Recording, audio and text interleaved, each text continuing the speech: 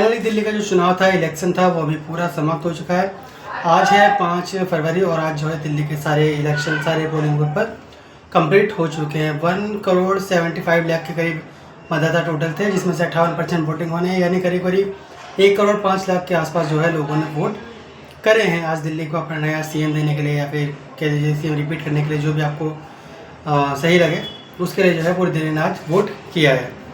इस चुनाव में बहुत ज़्यादा चीज़ें ऐसी होती हैं, जो बड़ी बड़ी चीज़ें हैं वो आप लोग को बताना चाहूँगा। इसमें सबसे पहले है मुश्ताबाद से और ओखला विधानसभा सीट से एमआईएम का 2 उम्मीदवार उतरना। पूरी दिल्ली में सिर्फ 2 उम्मीदवार उतरना, क्योंकि 2 उम्मीदवार उतरने के पीछे वजह थी, दोनों ही जो है वो मुस्लिम बहुल इलाके हैं, विधानसभा सीटें हैं बेसिकली, इलाके तो काफ़ी सारे और भी हैं। दूसरा, बीजेपी का कोई सीएम चेहरा जो है वो नहीं देना चुनाव में, फिर भी उसके बाद भी काफ़ी सीटों पर बीजेपी को बढ़त हो सकती है, ना कि है, ठीक।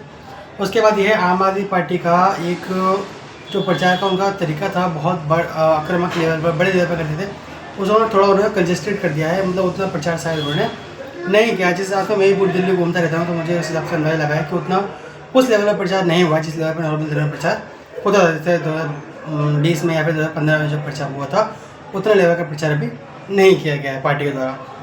बाकी कुछ सीटें हैं जहाँ पर मुकाबला काफ़ी ज़्यादा टक्कर का हो सकता है, जैसे कि करावल की विधानसभा सीट है जो सीट नंबर 70 आती है, और आतिशी कालका जी विधानसभा सीट है जो कि विधानसभा सीट से, क्योंकि तीनों ही उम्मीदवार दावेदार मजबूत है, वहाँ पे टक्कर बहुत ज़्यादा मुकाबले की हो रही है।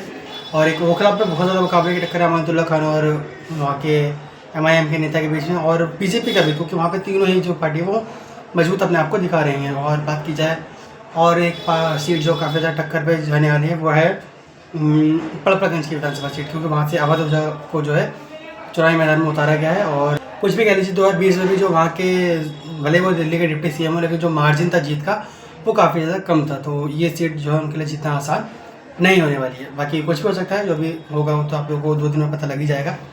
इसी चैनल पर आप लोगों को अपडेट दे दूँगा मैं।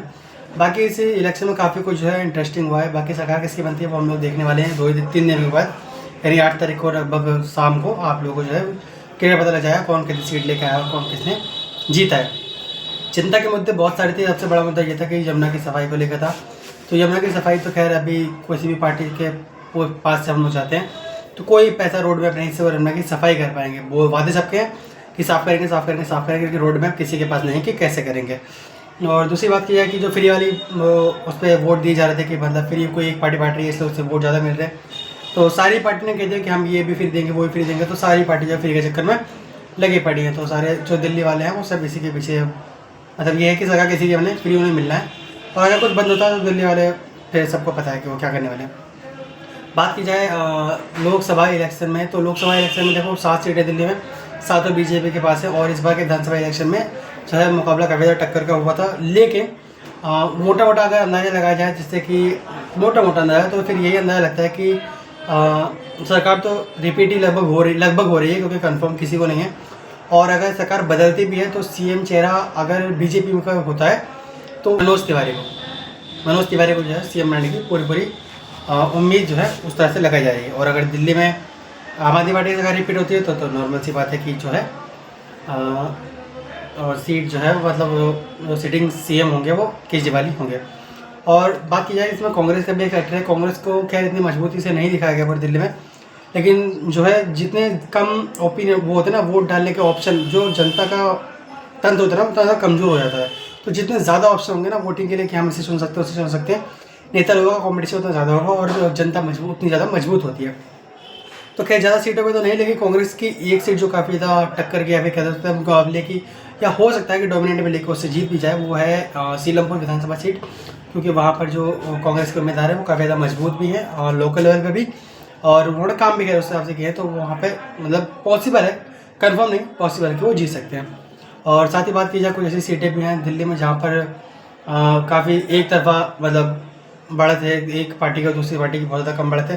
बाकी सब कुछ जनता के हाथ में, तो कुछ कह नहीं सकते। जैसे गांधीनगर विधानसभा सीट है, वहाँ पर बीजेपी का बल्ला भाई है। गोंडा विधानसभा सीट है जहाँ पर बीजेपी बल्ला भाई रहता है।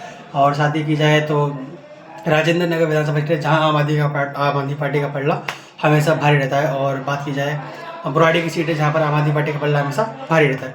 तो कुछ सीटें हैं जहाँ पर पल्ला किसी पार्टी का भारी, किसी का भारी। बाकी 2 दिन में आप लोगों को क्लियर रिजल्ट पता लग जाएगी कौन क्या हुआ। बाकी दिल्ली का चुनाव आज कंप्लीट हो चुका है और बहुत ज़्यादा इंटरेस्टिंग चुनाव हुआ है। बाकी रिजल्ट वाले दिन मिलेंगे।